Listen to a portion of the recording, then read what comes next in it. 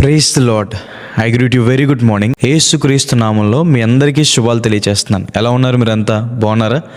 ఈరోజు దేవుని వాగ్దానం ధ్యానం చేద్దాం. నేను వారి మధ్య నివాసం చేసేదను. హల్లెలూయా. మొదటి నుంచి దేవుని ఉద్దేశం మనుషులతో సహవాసం చేయాలని. దేవుడు ఆదామునవుని చేసిన తర్వాత ప్రతిరోజు వారితో మాట్లాడేవారు. తర్వాత దేవుడు అబ్రహామును దర్శించారు. పగలు మేఘస్తంభంలోను, రాత్రి అగ్నిస్తంభంలోను ఇశ్రాయేలు ప్రజల మధ్య దేవుడు నివాసం చేశారు. నేను మీ మధ్య నివసించులాగున ప్రత్యక్ష గుడారాన్ని కట్టమని దేవుడే సెలవిచ్చారు. సొలొమోను గారు దేవుని మందిరాన్ని కట్టించిన తర్వాత ఆ మందిరమంతా దేవుడు తన మహిమతో నింపారు. ఆ దేవుడే కృపా సత్య సంపూర్ణుడిగా మన మధ్యకు మనిషిగా దిగొచ్చారు. ఇప్పటికీ కూడా దేవుడు ఆత్మస్వరూపిగా, అదృశ్య దేవునిగా మన మధ్య ఉన్నారు. ఎవరైతే ఇద్దరు ముగ్గురు కూడి ఆయన నామను ప్రార్థన చేస్తారో వారి మధ్య ఆయన ఉంటారు. మన మధ్య ఉన్న దేవుడు మన జీవితంలో చేసే మేలేంటి? దేవుడు మన మధ్య ఉండి అద్భుత కార్యాలు, ఆశ్చర్య కార్యాలు చేస్తారని. ఇశ్రాయేలు ప్రజల మధ్య ఉండి ఎర్ర సముద్రాన్ని 2 పాయలుగా చేసి 6 నేలపై నడిపించారు. అదే ఎర్ర సముద్రంలో ఫరో సైన్యాన్ని ముంచేశారు. తన ప్రజలకి శత్రువులపైన విజయాన్ని అనుగ్రహించారు.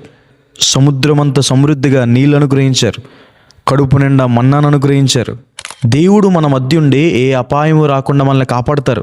శిష్యులు క్రీస్తు ప్రభువారు ఓడ మీద ప్రయాణం చేస్తున్నప్పుడు ఆ ఓడ మిక్కిలి భయంకరమైన తుఫానుకు లోనైంది.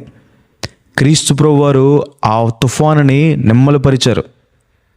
మన జీవితంలో కూడా ఎన్నో అపాయకరమైన పరిస్థితులు ఉంటానే ఉంటాయి. కానీ మన మధ్య ఉన్న దేవుడు, మనకు తోడుగా ఉన్న దేవుడు అపాయకరమైన స్థితిలో నుండి మనల్ని తప్పిస్తాడు.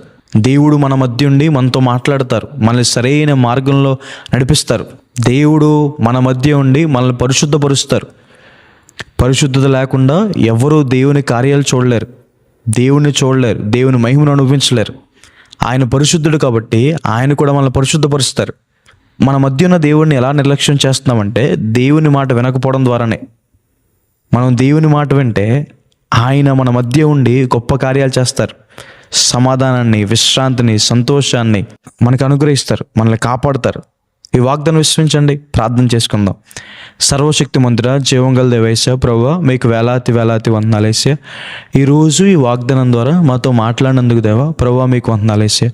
ప్రియులు ఎంతమంది అయితే ఈ వాగ్దానం వీక్షిస్తున్నారో వారి జీవితంలో మేలు చేయండి. మీరు మా మధ్య ఉన్నందుకు మీకు వందనాలు, మాకు తోడుగా ఉన్నందుకు మీకు వందనాలు. మా మధ్య ఉండి మమ్మల్ని సమకూర్చే దేవుడివి, మమ్మల్ని నడిపించే దేవుడివి, మమ్మల్ని కాపాడే దేవుడివి, అద్భుత కార్యాలు చేసే దేవుడివి ప్రభువా మీకు వందనాలు. మీరు చేసిన ప్రతి మేలుకి మీ కృతజ్ఞతాస్తులు తెలియజేస్తున్నామయ్యా. ఇకను కూడా ప్రభువా ఈ వాగ్దానం వీక్షించే వారి జీవితంలో గొప్ప కార్యాలు చేయండి, సహాయం చేయండి, మేలు చేయండి, వారిని దర్శించుకున్న దేవా యేసు నామమున వేడుకుంటున్నాను తండ్రి. ఆమేన్.